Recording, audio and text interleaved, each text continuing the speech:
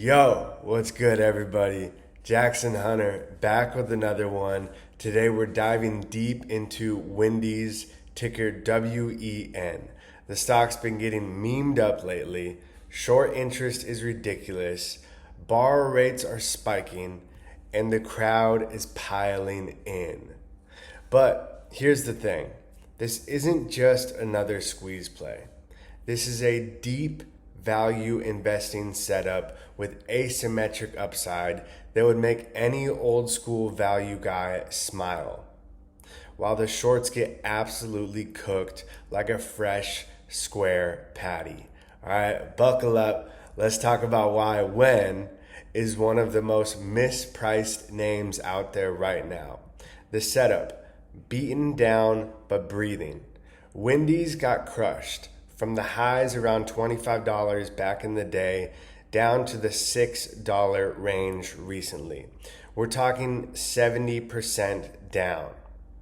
The market has basically priced in permanent decline, weak same-store sales, macro pressure on consumers, competition from the big boys. But look at the actual business. This is a predominantly franchised model.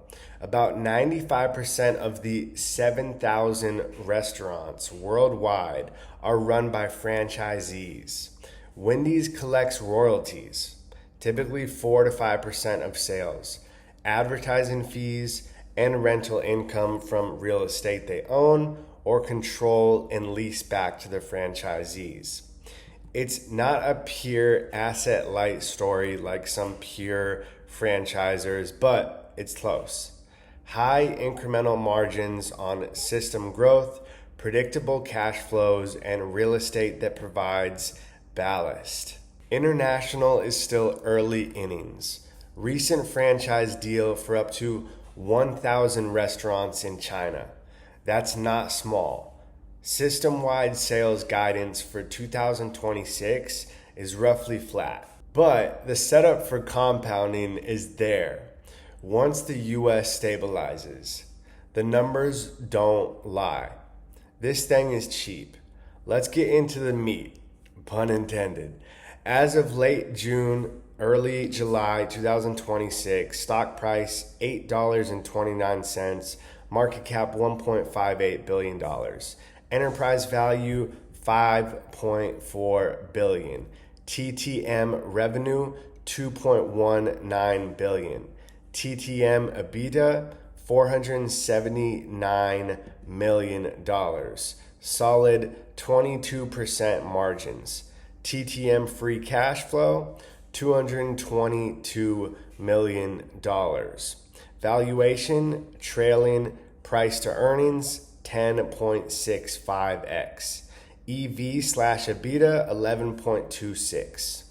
P divided by FCF 7.1x. FCF yield 14.1%.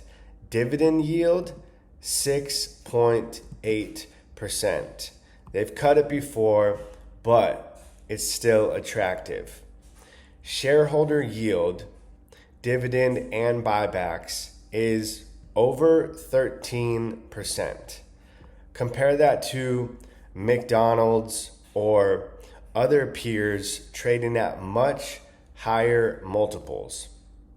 The market is giving Wendy's a deep discount while it generates real levered free cash flow. On a simple DCF or normalized earnings basis, fair value estimates I've seen float in the $11 to $14 range. Even conservative ones show 30 to 50% plus upside before any multiple expansion. And don't sleep on the real estate.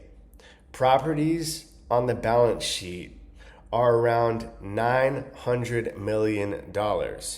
Plus, they control more through leases and have securitized a bunch of it. That's real asset value backing this thing.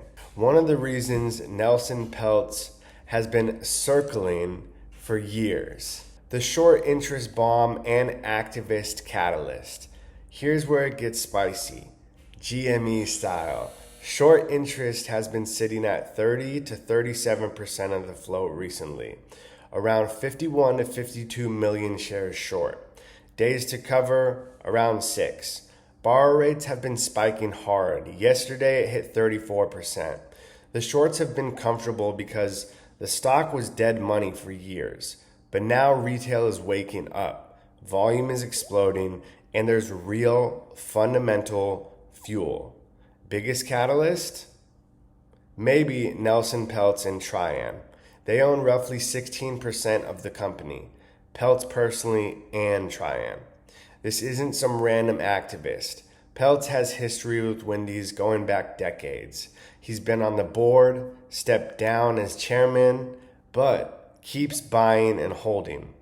Recent filings show he's reviewing strategic alternatives, including potentially taking control or going private. He's spoken with financing sources. When a guy with that much skin in the game and that track record says it's undervalued, you listen.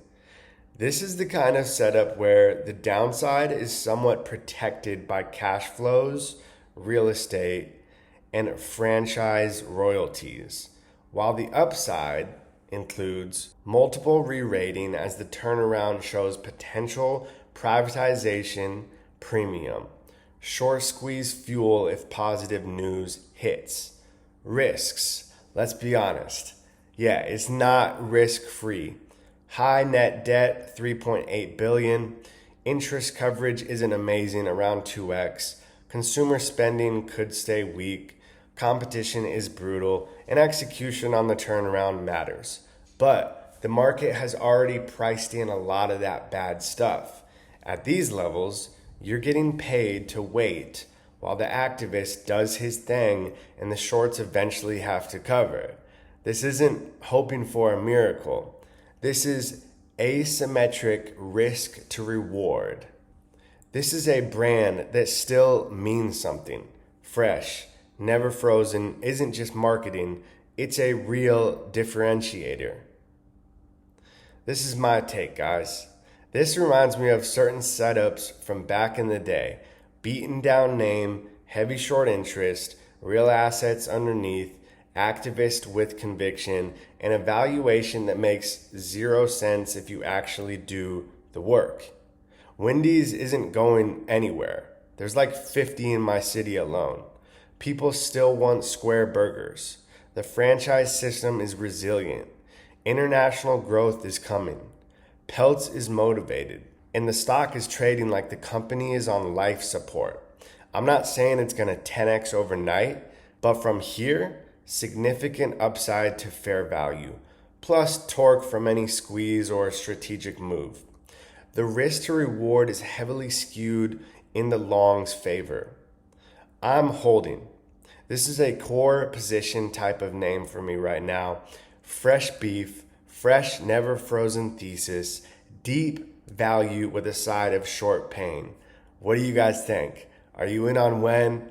Drop it in the comments. Let's discuss it. Stay disciplined, do your own work, and as always, see you when you're rich. None of this is financial advice, and obviously I was reading off of a script because I don't know business fundamentals that well, but I did a lot of research and I compiled it all together so you can have one cohesive video to share with everyone you know. Wendy's stock will squeeze. Peace.